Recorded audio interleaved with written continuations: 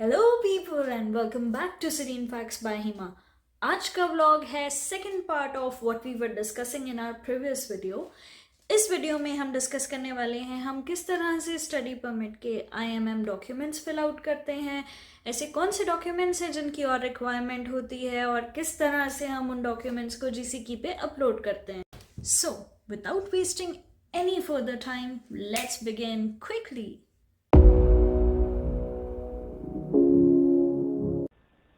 सो ये मैंने ओपन कर लिया है अपना GCK to save time and मैं सीधा आ गई हूँ एप्लीकेशन फॉर्म पे जिसकी हमने लास्ट टाइम डिस्कशन की थी। इस एप्लीकेशन फॉर्म पे मैंने आपको लास्ट टाइम बताया था कि हम IMM 1294E डाउनलोड करेंगे। यहाँ नीचे और डॉक्यूमेंट्स होते हैं जो चाहिए होते हैं। CAQ only if you are applying from Quebec, otherwise नहीं चाहिए होता। ये सारे डॉक्यूमेंट्स हैं जो चाहिए होते हैं। डिजिटल कॉपीज चाहिए होती हैं ऑफ योर फोटोग्राफ। तो मैं आपके पास एक बार के लिए डॉक्यूमेंट्स की लिस्ट खोल देती हूँ। Applying for student permit inside Canada and outside Canada. उसके बाद स्ट्रेट अवे हम चलते हैं इन फॉर्म्स को कैसे फिल करना है और इन डॉक्यूमेंट्स को किस तरह से अपलोड करना है। So this is right in front of you. आपको वो कौन से डॉक्यूमेंट्स हैं जो चाहिए अगर आप स्टडी परमिट इंडिया से लगा रहे हैं। SDS चेकलिस्ट मैं 1 मिनट में दिखाऊंगी। एप्लीकेशन फॉर्म जो कि मेजर फॉर्म है जिसमें आप पूरी डिटेल्स मेंशन करेंगे, मैं अभी फिल करके दिखाती हूँ उसको कैसे फिल करते हैं। इसके बाद है रिप्रेजेंटेशन फॉर्म। ये तभी चाहिए होता है जब कोई आपको रिप्रेजेंट कर रहा है, कोई एजेंट या फिर कोई और थर्ड पार्टी आपकी फाइल लगा रही है, अदरवाइज ये डॉक्यूमेंट नहीं चाहिए। इसके बाद है family information form. Family information form में बेसिकली सारी आपकी फैमिली डिटेल्स आती हैं। अगेन ये भी मैं आपको अभी दिखाऊंगी। उसके बाद स्टूडेंट क्वेश्चनियर होता है। Now SDS checklist and student questionnaire goes hand in hand. जिस तरह से आप SDS चेकलिस्ट में अपने सारे डॉक्यूमेंट्स लिखेंगे उसी फॉर्मेट में आप एक PDF फाइल क्रिएट करते हैं जो आप अपलोड करेंगे ऑन द पोर्टल। इसके बाद पासपोर्ट चाहिए, आधार कार्ड चाहिए, CAQ चाहिए, लेटर ऑफ एक्सेप्टेंस चाहिए। CAQ का डॉक्यूमेंट सिर्फ क्यूबेक के लिए ही चाहिए, अदर देन दैट किसी और प्रोविंस के लिए CAQ नहीं चाहिए होता। उसको फिल करने का प्रोसीजर डिफरेंट है और वो किस तरह से होता है, उसके लिए क्या डॉक्यूमेंट्स की रिक्वायरमेंट है। If anybody wants to know, let me know in the comment section below. उसके बाद आपको ट्यूशन फी का डॉक्यूमेंट चाहिए, GIC का डॉक्यूमेंट चाहिए। GIC is guaranteed investment certificate, जो कि ये प्रूफ है कि आपके पास फंड्स हैं इनफ कनाडा में जितनी भी साल की स्टडी है उतने साल की स्टडी का खर्चा उठाने के लिए। यूजुअली इट्स 1 ईयर, बट आप चाहें अगर आपके पास पैसे हैं हम GCK ज़्यादा पैसों की भी खुलवा सकते हैं, देयर इज नो हार्म। इसके बाद मेडिकल सर्टिफिकेट चाहिए होता है। बेसिकली हम जब फाइल पोर्टल में अपलोड कर रहे होते हैं, मेडिकल, बायोमेट्रिक्स, ये सारी चीज़ें ऑलरेडी हो चुकी होती हैं, वो साथ में अपलोड होता है। बायोमेट्रिक्स आपकी फाइल में गवर्नमेंट अपलोड करती है, मेडिकल आपको खुद करना पड़ता है। इसके बाद आपका IELTS score card, very important. And at last आपका एक्सपीरियंस लेटर्स, जो भी आपने काम किया है किसी कंपनीज में, या फिर आपके एजुकेशनल डॉक्यूमेंट्स जितने भी होते हैं वो सारे इकट्ठे PDF में कन्वर्ट होके फिर डलते हैं। एजुकेशनल डॉक्यूमेंट्स जैसे कि मैंने बताए थे, transcripts, no backlog certificates, migration या ट्रांसफ़र के सर्टिफिकेट्स हैं, वो सब यहाँ आते हैं। एक्सपीरियंस लेटर में आपके ऑफर लेटर लगते हैं, सैलरी स्लिप्स लगती हैं, एक्सपीरियंस सर्टिफिकेट होता है। What are the requirements for the documents when study permit is applied from Canada. तो उसके लिए अगेन आपको अपनी एक फ़ोटोग्राफ चाहिए पासपोर्ट साइज़। CAQ चाहिए, यहाँ पे न्यू CAQ चाहिए होता है। लाइक सपोज कुछ स्टूडेंट्स 1+1 कोर्स करते हैं तो उनको चाहिए होगा। उसके बाद copy of your passport, copy of previous study permit, proof of funds. Again ये भी GIC की जैसा होता है, बट ये आप अपना भी लगा सकते हैं, आप किसी रिलेटिव या फ्रेंड को बोल सकते हैं जो कनाडा में है कि वो अपना अकाउंट शो कर दे अगर उनके पास रेलिवेंट फंड्स हैं, इनफ फंड्स हैं जो आपका काम बना सकते हैं। लाइक GIC के जितने ही पैसे चाहिए होते हैं, मिनिमम 10,000, अगर आपने फीस पे कर दी है तो। अगर फीस पे नहीं की है तो उस अकाउंट में कम से कम 15 से 20 हज़ार डॉलर होने चाहिए ताकि आपका काम बन सके, आपकी फाइल स्मूथली रन हो सके गवर्नमेंट के थ्रू IRCC पोर्टल में। उसके बाद करंट एनरोलमेंट प्रूफ चाहिए होता है अगर आप किसी स्कूल या कॉलेज में ऑलरेडी यहाँ पे एनरोल्ड हो। तो कहाँ पे हो, स्टडीज़ पूरी हुई हैं या नहीं हुई हैं, अगर हो गई हैं तो एक कंप्लीशन लेटर, अगर नहीं हुई हैं तो करंट एनरोलमेंट लेटर चाहिए होता है। उसके बाद ट्रांसक्रिप्ट्स चाहिए होती हैं करंट प्रोग्राम की, न्यू प्रोग्राम के एडमिशन लेटर चाहिए होती है और न्यू प्रोग्राम की फ़ी रिसिप्ट चाहिए होती है, क्रेडिट कार्ड चाहिए होता है ताकि फ़ीस प्रोसेस हो सके। फॉर्म जो अभी फिल करना है उसका ही सिमिलर फॉर्म होता है 5709। तो ये दोनों फॉर्म्स एक जैसे हैं, सिर्फ इनका नाम चेंज है जस्ट बिकॉज एक इनसाइड कनाडा से लगता है, एक आउटसाइड कनाडा से लगता है। इसके बाद जीसी की क्रिएट करनी होती है, वो लॉगिन मैं आपको ऑलरेडी सिखा चुकी हूँ कैसे करना होता है। कभी कभी ऐसा होता है जब हम लोग अपनी जीसी की एजेंट्स के थ्रू बनवाते हैं इंडिया से आते हुए, तो वो आपको जीसी की का लॉगिन पासवर्ड नहीं देते हैं, तब आपको ज़रूरत पड़ सकती है जीसी की बनाने की, अदरवाइज आपको ज़रूरत नहीं पड़ती है। वन मोर थिंग, आपने नोटिस किया होगा यहाँ पे मैंने कुछ भी नोटराइज नहीं लिखा है। जब आप इंडिया से अपने documents for the first time लगाते हैं, आपको डॉक्यूमेंट्स नोटराइज कराने होते हैं। यहाँ पे आपको नोटरी कराने की कोई ज़रूरत नहीं होती है, बिकॉज एक बार आपके डॉक्यूमेंट्स नोटराइज होके गवर्नमेंट के पास जा चुके हैं, आपको बार बार उनको अपलोड नहीं करना है। आपको अपने इंडियन डॉक्यूमेंट्स जो आपने एजुकेशनल लगाए थे उसकी दोबारा ज़रूरत नहीं है, एक्सपीरियंस लेटर्स की दोबारा ज़रूरत नहीं है यहाँ पे, क्योंकि ये स्टडी परमिट एक्सटेंशन है। तो old study permit, new study permit, old CAQ, new CAQ और ट्रांसक्रिप्ट्स पुराने सेमेस्टर की जो आप कर रहे हैं या पुराने कोर्स की, और न्यू कोर्स की जो आप करने वाले हैं। यूजुअली उसको यहाँ पे कोर्स नहीं प्रोग्राम कहा जाता है। आगे बढ़ते हैं and I will tell you किस तरह से हम लोगों को IMM फॉर्म फिल करने हैं। So this is IMM 1294E and this is IMM 5709E। मैंने पहले से ही फिल कर दिया है सो दैट हम लोग टाइम वेस्ट ना करें।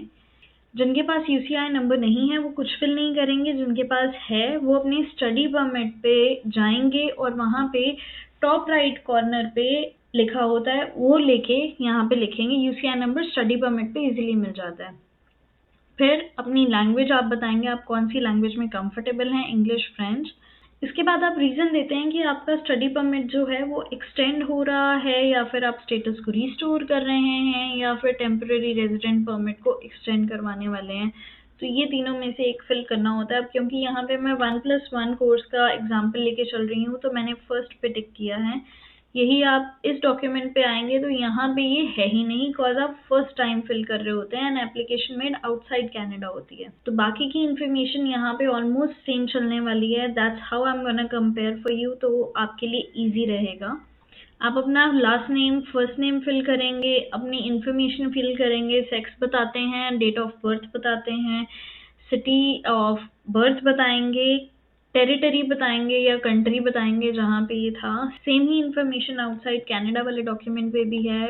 नेम फिल करना है, अपनी सारी इंफॉर्मेशन बतानी है बर्थ प्लेस की। उसके बाद अगर हम इनसाइड कनाडा वाले डॉक्यूमेंट पे देख रहे हैं तो यहाँ पे नीचे आके हमें फिल करना है कि हम लोग करंट कौन सी कंट्री में रह रहे हैं। यहाँ पे कनाडा फिल होगा। अपना स्टेटस बताएंगे, हम स्टूडेंट हैं, कब से कब तक थे, तो से मैंने यहाँ पे एक हिंट लिया है कि 2022 से 2023 तक थे। आपका मैरिटल स्टेटस बताना होता है। ये document as it is fill कर सकते हो अगर आपका कुछ अदरवाइज नहीं है तो इन्फॉर्मेशन फिल करने वाला। अगर आप आउटसाइड कनाडा से फिल कर रहे हो सेम इन्फॉर्मेशन आता है, लेकिन क्योंकि आउटसाइड कनाडा हो रहा होता है तो करंट जो प्रोविंस या कंट्री आएगी वो इंडिया आएगी। उसका स्टेटस फिल करोगे यहाँ पे सिटीजनशिप का, फिर अपना जब से आप पैदा हुए हो तब से इंडिया में रहे हो तो वो, अगर उसके अलावा कभी किसी और प्रोविंस में विजिट किया तो उसका इन्फॉर्मेशन फिल करोगे कि कौन सी कंट्री में गए थे।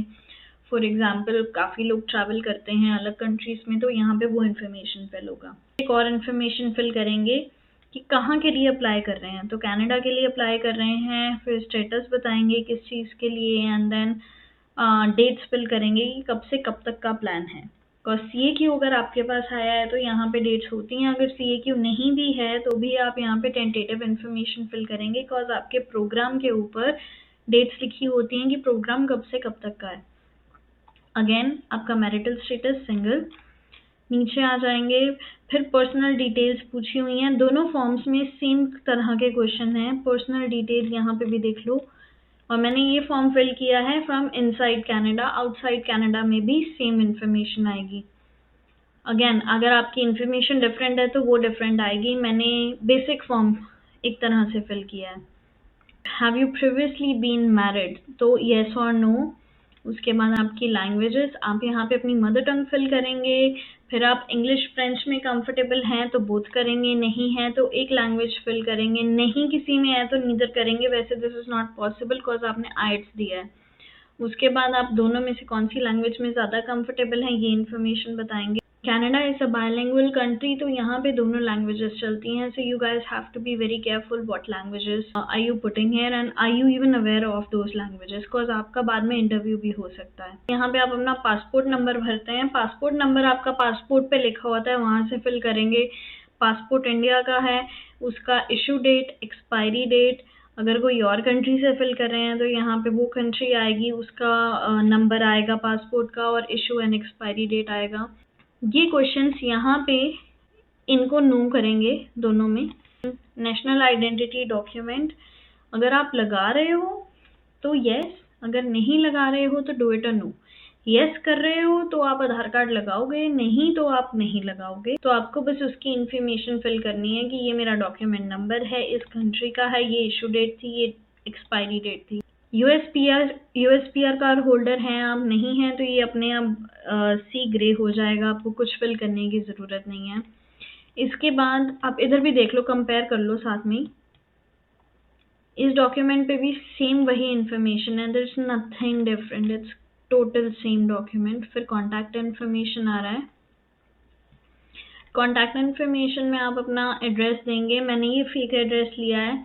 हाउएवर जब आप आउटसाइड कनाडा से लगा रहे हैं, आप अपना एड्रेस पर्सनल फिल करेंगे। फ़ोन नंबर दिया है, again this is fake guys, don't go by it. Alternate telephone में अगर आपका रिप्रेजेंटेटिव है तो उसका इन्फॉर्मेशन आएगा, अगर उनके पास कोई फैक्स नंबर है तो वो आएगा, दैट्स रियली हेल्पफुल।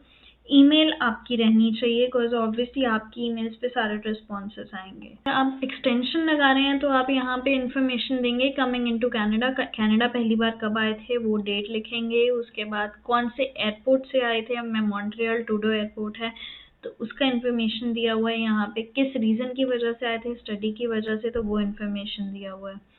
ये वाली इन्फॉर्मेशन इस वाले फॉर्म में नहीं है। यहाँ पे ये है details of intended study in Canada, तो उसकी इन्फॉर्मेशन फिल होती है।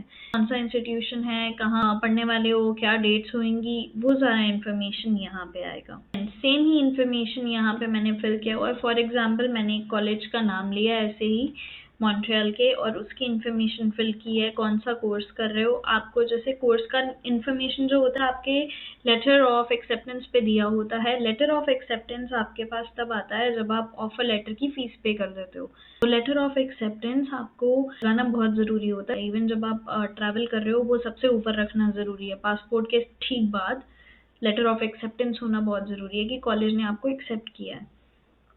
उसके बाद किस फील्ड में है, कौन सी सिटी है, व्हाट इज द एड्रेस, उस कॉलेज का DLI नंबर क्या है। This is very important, this helps you even for the PGWP। अगर किसी कॉलेज का रजिस्टर्ड DLI नंबर नहीं है, it's suggested not to take admission into that college, तो इसका कंसिडरेशन लेना बहुत ज़रूरी है। बाद आपको अपनी कॉस्ट देनी है, कितनी फिल कर दी है ट्यूशन फीस और कितनी टोटल फीस है, वो सारा इन्फॉर्मेशन यहाँ आएगा। फिर आपके कितने फंड्स आप शो कर रहे हो, यहाँ पे ऑप्शन होता है माई सेल्फ का, पेरेंट्स का या अदर्स का। अदर्स की इन्फॉर्मेशन देनी होती है, वो कौन है, और उनका प्रेजेंटेशन फॉर्म लगता है अगर कोई और आपके बिहाफ पे दिखा रहे हैं। Now this is only allowed from inside Canada. Outside Canada में आप यहाँ पे सेम जब इन्फॉर्मेशन फिल कर रहे हो तो आप फिल करोगे GIC, yes you are showing yourself or your parents, nobody else, it's only going to be under your name or your parents name। और ये फीस आपकी ऑलरेडी आपके बैंक अकाउंट में शो हो चुकी होती है, स्कोशिया बैंक में या फिर कोई भी अदर बैंक में, तो यहाँ पे माई सेल्फ ही आता है।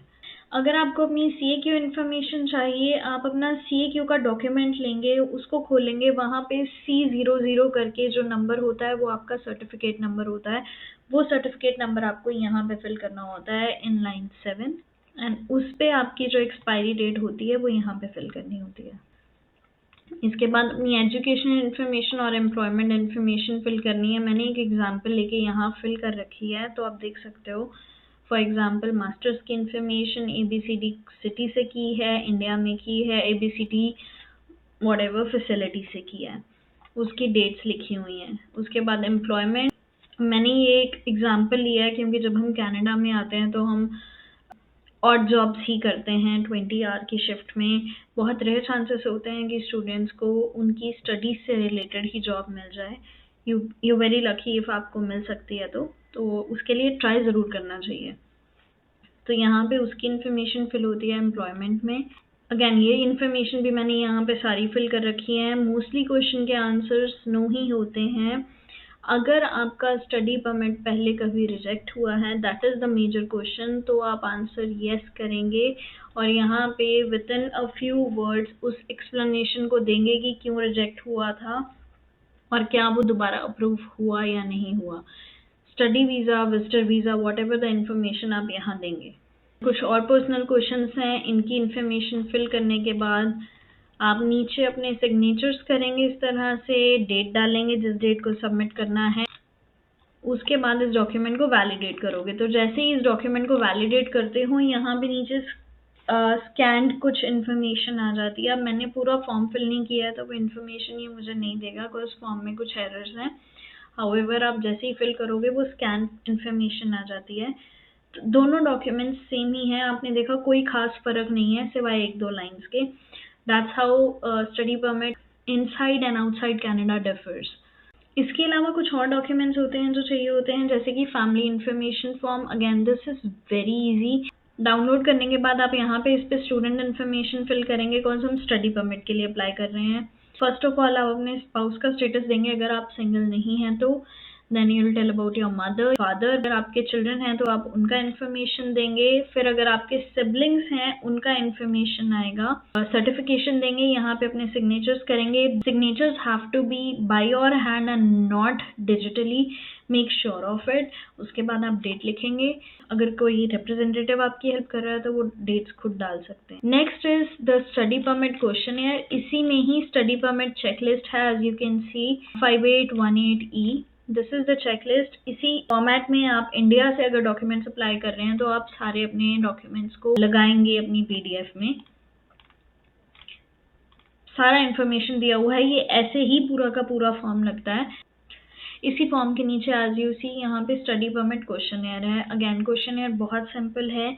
अगर कोई एजेंट आपको रिप्रेजेंट कर रहा है तो उसका नेम, उसका business address, phone number, email, फिर आपका नाम, आपका एड्रेस, आपका फ़ोन, आपका ईमेल, आपकी सारी एजुकेशनल और आपके वर्क एक्सपीरियंस की सारी इन्फॉर्मेशन इस टैबलेट में आएंगी। कंपनी का या स्कूल कॉलेज का क्या नाम था, एक्टिविटी क्या थी, वो इन्फॉर्मेशन आएगी। उसके बाद टाइप ऑफ सर्टिफिकेट, डिप्लोमा और पोजीशन और टाइटल इफ वर्किंग, ये सारा इन्फॉर्मेशन आएगा। फिर यहाँ पे आपके फैमिली की डिटेल्स आएंगी, father name, mother name, others like your brother, sister, husband, wife, children, जो भी इंफॉर्मेशन है वो सारा इस टेबल पे आएगा। दिस वन मोस्टली सब स्टूडेंट्स के लिए NA होता है। अदरवाइज अगर इस क्वेश्चन का आंसर यस है कि अगर आपकी सेकेंड लैंग्वेज इंग्लिश के अलावा कोई और है तो। Next document is representative document. Again simple information है। I am appointing a representative, tick. यहाँ पे आएगा आपका पूरा नाम, family name, given name, date of birth as per it's asked, year then month then date. उसके बाद if you have already submitted your application तो ऑफिस बताएं जहाँ पे सबमिट हुई है, अपना UCI बताएं। Again I told you UCI कहाँ पे होता है, ये इन्फॉर्मेशन फिल करनी है। इसके बाद आपके रिप्रेजेंटेटिव की इन्फॉर्मेशन आएगी, उनका नाम पूरा का पूरा, फिर उनके कंपनी की details. Again you can ask these details from a representative if you have. ये डॉक्यूमेंट आपके लिए तो ये देखना इसीलिए ज़्यादा ज़रूरी है बिकॉज आपको पता होगा अप्लाई कहाँ करना है और कैसे करना है। यहाँ पे सबसे मेजर इन्फॉर्मेशन है, सिग्नेचर चाहिए होते हैं आपके रिप्रेजेंटेटिव के और डेट के साथ। आपके सिग्नेचर्स चाहिए होते हैं डेट के साथ। अगर ये नहीं है दैट मीन्स आपने अपनी फाइल की अथॉरिटी किसी और को नहीं दी है और आपकी फाइल रिजेक्ट हो सकती है। So you have to be very careful about that. वापस आ जाते हैं हम अपने GCK पोर्टल पे। सारी इन्फॉर्मेशन फिल करने के बाद IMM 5709 या IMM 1294 डिपेंडिंग ऑन आपकी एप्लीकेशन इनसाइड कनाडा है या आउटसाइड कनाडा है, वो यहाँ पे अपलोड होगी ऑन दिस फर्स्ट लाइन। ये आपका एप्लीकेशन फॉर्म है। फिर अगर आप क्यूबिक से फाइल लगा रहे हैं तो CAQ अपलोड होगा जो आपके पास एडवांस में होता है। अगेन मैं इस पे एक वीडियो मुझे लगता है बना ही दूंगी कि CAQ कैसे अप्लाई किया जाता है from India and from Canada. तो ये डॉक्यूमेंट अपलोड होता है, पासपोर्ट अपलोड होता है, उसके बाद आपके लेटर ऑफ एक्सेप्टेंस जो है, जो आपके कॉलेज से आपको मिला है, वो अपलोड होता है। Proof of means of financial support, India से अगर आप अप्लाई कर रहे हो तो GIC अपलोड होती है। अगर आप यहाँ कनाडा से कर रहे हो तो जिस पर्सन ने आपकी फाइल को रिप्रेजेंट किया है उसके डॉक्यूमेंट्स अपलोड होते हैं और उसका एक सर्टिफिकेशन ऑफ representation अपलोड होता है कि yes I represent this person and I'll take care of this person if she needs or if he needs। उसके बाद आपकी डिजिटल फोटो अपलोड होती है, आपका फैमिली इंफॉर्मेशन फॉर्म जो कि मैंने आपको अभी दिखाया वो अपलोड होता है। इसके अलावा जितने भी बाकी के डॉक्यूमेंट्स मैंने आपको दिखाए थे उन सब का एक PDF बनेगा और यहाँ क्लाइंट इन्फॉर्मेशन में अपलोड होगा। All the other optional documents will come over here and you cannot miss it, cannot at all miss it. So I hope you would find this information useful, and if you do so, do not forget to subscribe to my channel and comment below with more videos you want on immigration. I'll keep updating you on whatever the upcoming news are for immigration and also what are the changes that's coming for student permits, work permits and another status in Canada. Other than that, अगर आपको कोई और information चाहिए, just keep me updated on my comments and I'll bring that information at your doorstep. Till then, please do like, share, comment and subscribe to my YouTube channel, and thanks for watching this video. Stay tuned, stick around. Bye bye.